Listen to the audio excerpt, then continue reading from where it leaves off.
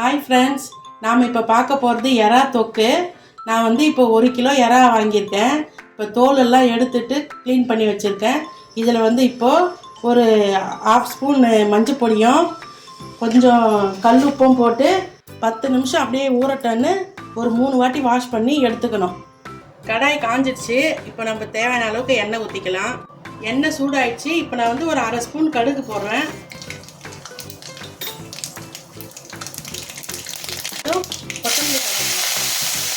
கருவேப்பிலை கொத்தமல்லி போட்டதும் வெங்காயம், நான் வந்து ஒரு 5 வெங்காயம் எடுத்திருக்கேன். ஏன்னா 1 கிலோ இறான்றதுனால ஒரு 5 வெங்காயம் எடுத்திருக்கேன். வெங்காயம் வதங்கிறதுக்கு கொஞ்சம் கல்லுப்பு போட்டுக்கலாம், அப்போ தான் சீக்கிரம் வெங்காயம் வதங்கும். இப்போ வெங்காயம் நல்லா வதங்கிடுச்சு. இப்போ வந்து நம்ம இதுக்கு தக்காளி போட்டுக்கலாம். தக்காளி வந்து நான் 4 தக்காளி எடுத்திருக்கேன். நல்லா பழமாக பார்த்து 4 தக்காளி எடுத்துக்கோங்க.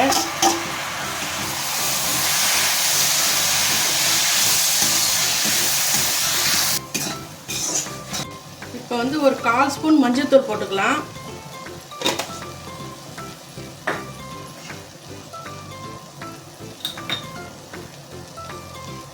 ரெண்டு ஸ்பூன் இஞ்சி பூண்டு பேஸ்ட்.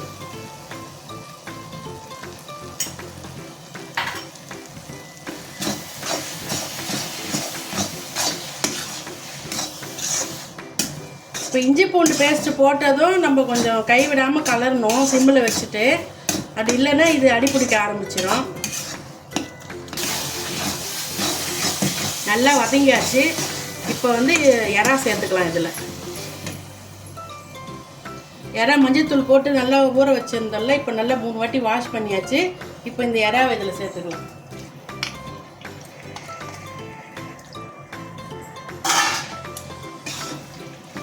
தண்ணி ரொம்ப ஊற்றிடக்கூடாது. இந்த எறாவில் இருந்தே நமக்கு தண்ணி வரும்.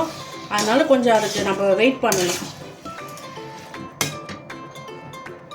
இப்போ வந்து இதுக்கு தேவையான அளவுக்கு மிளகாத்தூள் போட்டுக்கலாம். இது 1 கிலோ எறாவுக்கு நான் வந்து ஒரு 3 ஸ்பூனு மிளகாத்தூள் போடுறேன்.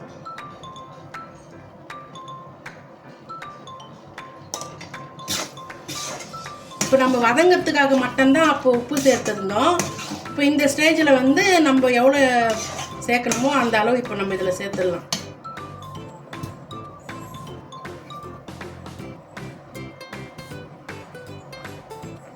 கல் உப்பு நான் சேர்க்குறேன். இப்போ நம்ம இதை கொஞ்சம் நேரம் சிம்மில் வச்சுட்டு தட்டு போட்டு மூடணும். ஏன்னா இதில் இருந்தே தண்ணி இறங்கும். அந்த தண்ணி எவ்வளோ இருக்குதுன்னு பார்த்துன்னு நம்ம அதுக்கப்புறம் எவ்வளோ தண்ணி வைக்கணுமோ அப்போ நான் சொல்கிறேன். இப்போ பாருங்கள், தண்ணி நம்ம ஊற்றவே இல்லை, ஆனால் எவ்வளோ தண்ணி வந்திருக்கு பாருங்கள். அதனால தான் நம்ம ஃபஸ்ட்டே தண்ணி ஊற்றக்கூடாது. இது வந்ததுக்கப்புறம் அதுக்கப்புறம் நம்ம கொஞ்சமாக தண்ணி வச்சாலே போதும். நான் வந்து ஒரு 3/4 டம்ளர் தண்ணி வைக்கிறேன். 3/4 டம்ளர் தண்ணி வைக்கிறேன். இது ரொம்ப நேரம் வெந்தாலும் எறா வந்து ரப்பர் மாதிரி ஆகிடும். அதனால் ரொம்ப தண்ணி வச்சிடாமல் பக்குவமாக பார்த்து செஞ்சுக்கணும். இப்போது வந்து கொஞ்சமாக நான் இதில் பெருங்காயம் சேர்க்குறேன். ஏன்னா எறா வந்து கேஸுன்றதால கொஞ்சமாக பெருங்காயம் சேர்க்குறேன். ஒரு பிஞ்சு.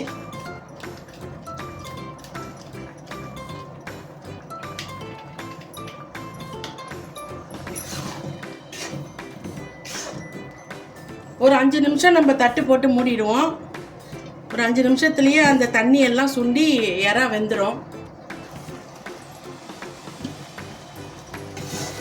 அப்பப்போ நம்ம கொஞ்சம் திறந்து கலரி விடணும், ஏன்னா அடி பிடிச்சிரும். இது 5 நிமிஷம் தான் அது வேகிற டைமு. இருந்தாலும் நடுவில் நம்ம கொஞ்சம் கலரி விடணும். இப்போ வந்து இதில் ஒரு 2 ஸ்பூன் புளி தண்ணி சேர்க்கணும்.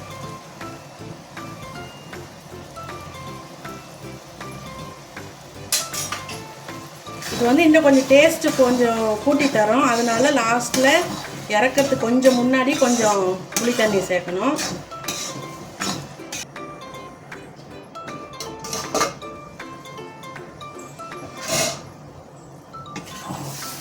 அவ்வளோதான், நம்ம எறா ரெடி ஆயிடுச்சு. இப்போ இறக்கிறதுக்கு முன்னே ஒரு 1/2 ஸ்பூன் மிளகுத்தூள் போட்டுக்கலாம். போட்டு ஒரு பெரட்டிட்டு கொஞ்சமாக கொத்தமல்லி போட்டுக்கலாம்.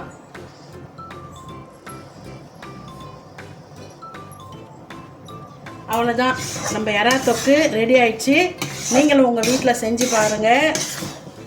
லைக் பண்ணுங்கள், ஷேர் பண்ணுங்கள், சப்ஸ்கிரைப் பண்ணுங்கள். தேங்க்யூ.